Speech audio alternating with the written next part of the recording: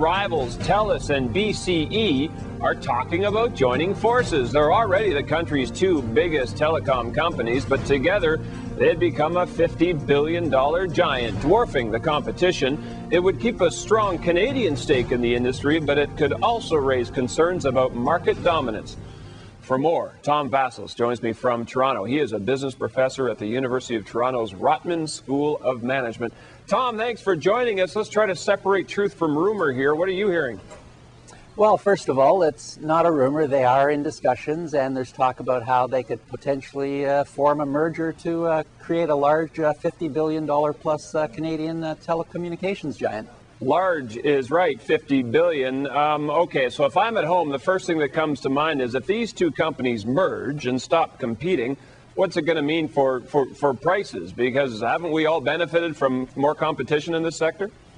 Sure, and really to answer that question, we need to look at what businesses those companies are in. So of course they're in the cell phone business, for example, they're in the landline business, they're in the business of providing internet services. And quite frankly, for a lot of those businesses, we have a very competitive marketplace in Canada with lots of competitors. Consumers have a lot of choice. So in general, I don't have a great deal of concern, although there might be some spots we do have to take a closer look at. And I'll tell you what that is. For example, in the wireless business, those two companies merging would have about a 60% market share with 10 million customers. And so that would be a fairly formidable giant, and so there could be some concerns around that portion of their businesses. Concerns where? In the business sector or in Ottawa? What would they be thinking in Ottawa right now? Because how different is this really from, say, a bank merger? Well, really, the Competitive Bureau in Canada would take a look at it much in the same way. Would the merger cause less competition and cause prices to rise for consumers?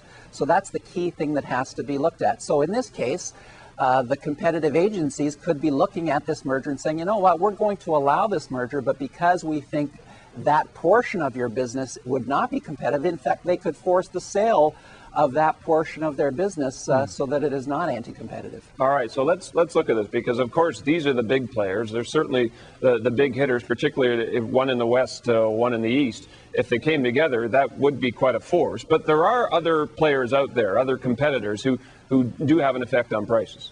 Absolutely, and there's Primus and other firms out there that cause us to have a very competitive market in Canada. I've traveled to many countries around the world where they don't have that competition, and they're paying 2, 5, 6 times as much for landlines, wireless, internet access. It's not good, and yet in Canada here over the past several years, we have had a very competitive market, which has really been beneficial to consumers. All right, so we've talked about what it means for consumers. What about shareholders? So many people, even whether they know it or not through their mutual funds, have a little piece of the action in either Telus or BCE. What does it mean for shareholders and for the companies overall?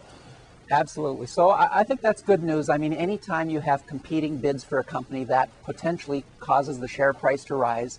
Aside from the discussion of the Telus-Bell merger, there's also 3 other competing consortiums bidding for that business. So there's KKR, which has joined forces with the Canada Pension Plan Review Board.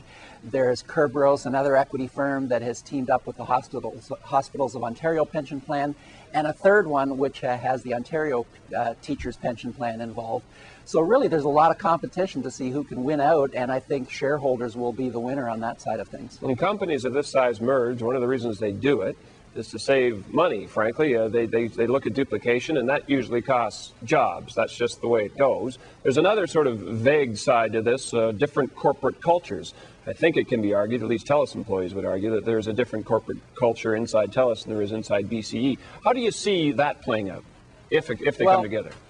Absolutely. So if those companies were to come together, obviously they have to have rigorous change management plans and HR plans in place to merge forces and decide where they could combine resources and where they could save costs. I mean, that's one of the reasons you see these big mergers, is to get some economies of scale.